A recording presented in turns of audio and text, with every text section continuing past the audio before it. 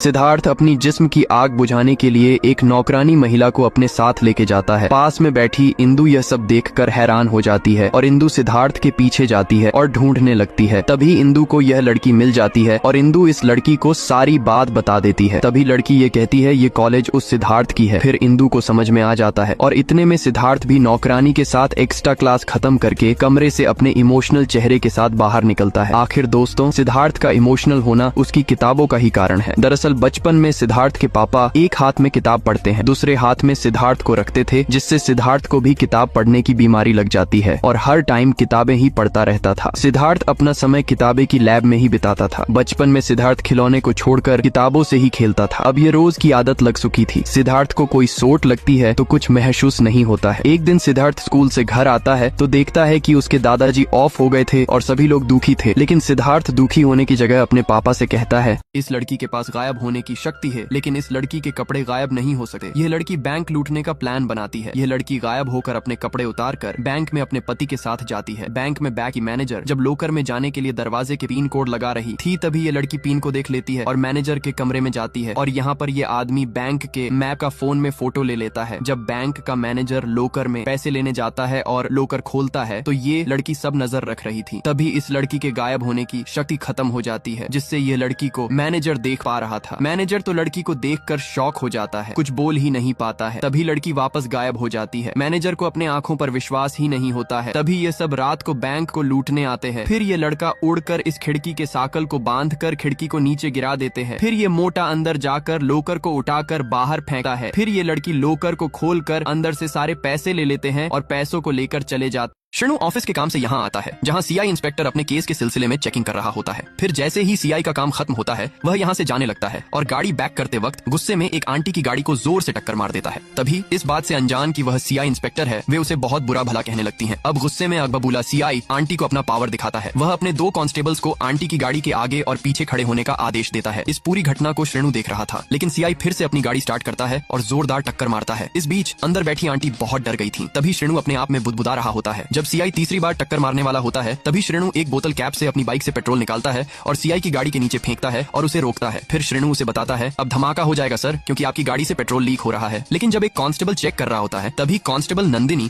उस बोतल कैप को अपने पैरों से छिपा लेती है। ये सही कह रहे हैं सर। अब नंदिनी उस बोतल को उठा लेती है और जाते वक्त श्रेणु को प्यार भरी नजरों से देखती जाती है। अब नेक्स्ट पार्ट कमेंट्स में और मेरे चैनल को सब्सक्राइब करें।